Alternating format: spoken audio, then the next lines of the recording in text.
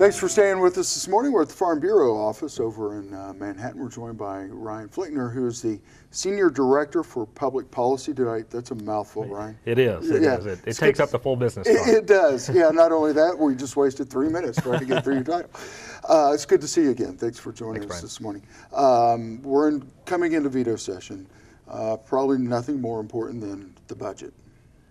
Yeah, the veto session came back on April 27th, last Wednesday, and that was a week after the Consensus Revenue Estimating Group, another mouthful, met on April 20th to really figure out what the revenue projections are for the state, not only for the rest of this current fiscal year 16, which lasts until June 30th, but also to give a solid estimate for what to expect in fiscal year 17.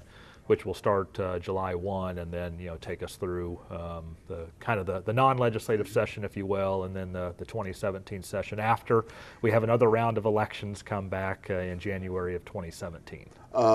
Positive, still somewhat. Glass half full, half empty. We'll start there, right? Well, I'll let the politicians answer the half full or half empty question. But without question, I think there's now 11 out of 12 months of the last year that have not met the revenue estimates. They've been below estimates now.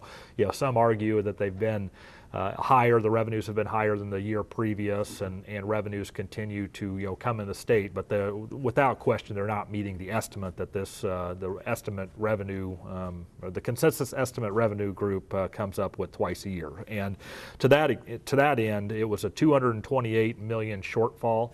Now that's based off 2 fiscal years. So for fiscal year 16, the remainder of that, the state is about $140 million short of where the estimate was. And then for fiscal year 17, it'll be short about $151 million. And that's how you get the 228. Okay. There's not much we can do till we get to June. And we knew we were going to be short this year.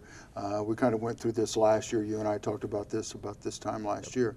We knew we were going to be short.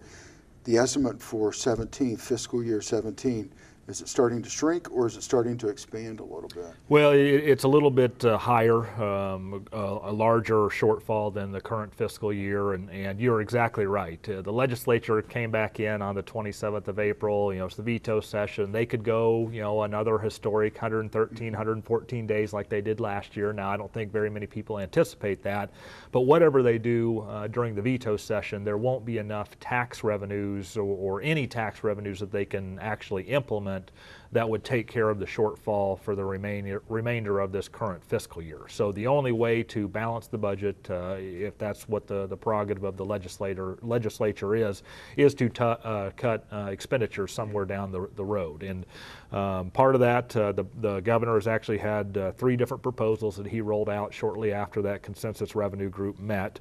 All of them include about a $70 million cut to KDOT, Kansas Department of Transportation, for fiscal year 16, and a $115 million cut to KDOT for fiscal year 17.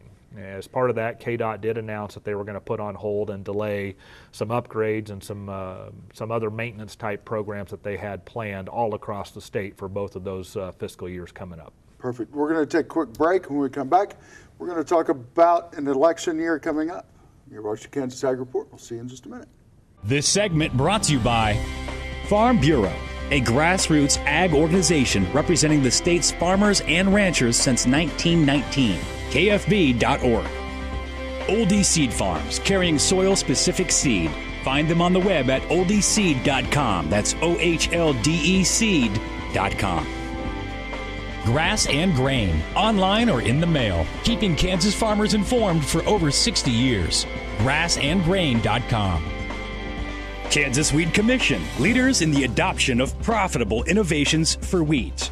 Online at kswheat.com.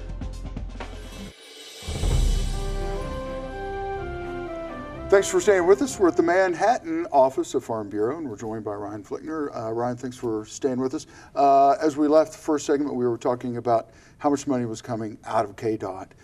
If we really think about transportation here in the state of Kansas, especially in those rural communities, we're thinking about moving grain, cattle, goods and services up and down those roads. It really makes it difficult. It does, and over the next 2 years, here's another $185 million that has been taken out of quote-unquote the bank of KDOT, and I know that's a term that gets thrown around quite a lot, but we ask the question of our members, and I think most taxpayers do, what is the role of government?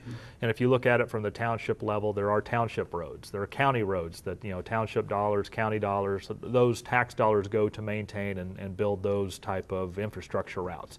Then there are state roads that our state tax dollars are theoretically supposed to go to build out and maintain, and same thing with federal roads, interstate and U.S. highways. So without question, there's an awful lot of goods and services that leave, the North 40 of somebody's quarter section, and they end up on a gravel road, which end up on a county road, which may end up on some type of state road before they end up at a terminal or an elevator, or they get shipped out and value added somewhere else. So without question, infrastructure and roads are extremely important to make sure that we can not only get our inputs that we need to grow those commodities into the field or the farm, but also those commodities that are grown, get those pushed out and to the county elevator or the sale barn. And real quick, 1 year behind puts us actually 2 years behind. When we're talking about road maintenance, it's something you've got to keep up on. So. You do, and there's been a lot of tragedies. The Minnesota bridge collapse of a few years ago. If you read the federal studies, Kansas is one of the top states with deficient bridges. Now, does that mean that they're going to collapse? God, we hope not. Right.